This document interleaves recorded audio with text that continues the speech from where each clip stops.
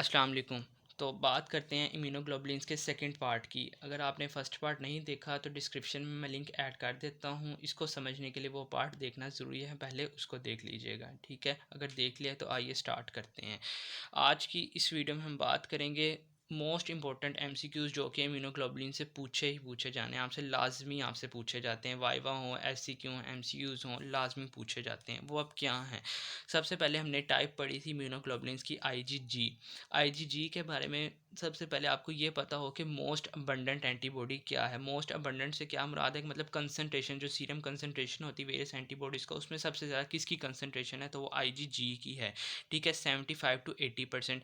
मैंने इसको कंपैरिजन में रखा है आईजीएम के, वरना ये पॉइंट्स इनके काफ़ी मिक्स होने वाले हैं, तो आपको फ़र्क पता हो कि क्या है। वो क्या था, मोस्ट अबंडेंट से यानी सीरम कंसंट्रेशन ज़्यादा थी।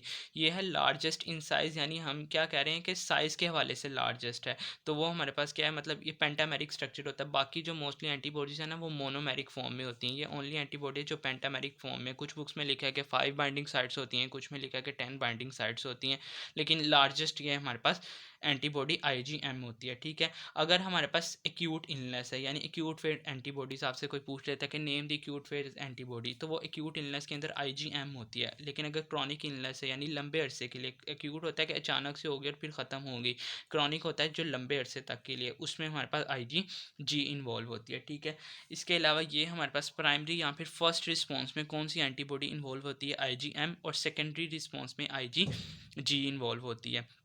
अब एग्ज़ाम में हमारे पास एक्सटर्नल आए थे, तो उन्होंने हमसे पूछा कि कोविड का पेशेंट है आपके पास, तो उसमें कौन सी एंटीबॉडी प्रोड्यूस होगी सबसे पहले। तो हम उधर सोच में पड़ गए कि कोविड से पता नहीं क्या रिलेशन होगा। तो उसमें सिंपलेस्ट था कि कोई इन्फेक्शन हो जाए तो हमारे पास सबसे पहले कौन सी एंटीबॉडी प्रोड्यूस होती है, आईजीएम।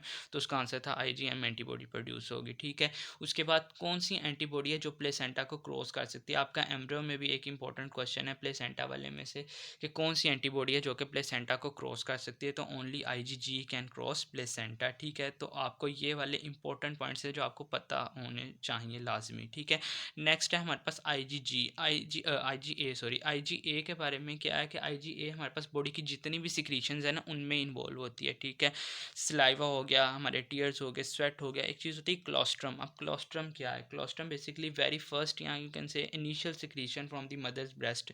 तो वो क्या होगी, मिल्क भी अब क्या है हमारे पास बॉडी से सिक्रीट हो रहा है। तो वो कहते हैं कि कोलेस्ट्रम के अंदर प्री डोमिनेंट एंटीबॉडी कौन सी है, आईजीए। अब बच्चे क्या देखते हैं, प्री डोमिनेंट या मोस्ट अबंडेंट का वर्ड देख के ना वो आईजीजी लगा देते हैं, लेकिन वो पूरी स्टेटमेंट नहीं पढ़ते कि मोस्ट अबंडेंट या pre dominant in colostrum. Colostrum क्या है, बॉडी सिक्रीशन यानी मिल्क है, तो वो हमारे पास क्या होगा, आईजीए प्रेजेंट होगी। तो इस बात का आपने ध्यान रखना है। ठीक है, नेक्स्ट है आईजीई। आईजीई किस में अंदर इन्वॉल्व होती है, hyper sensitivity and allergic responsive.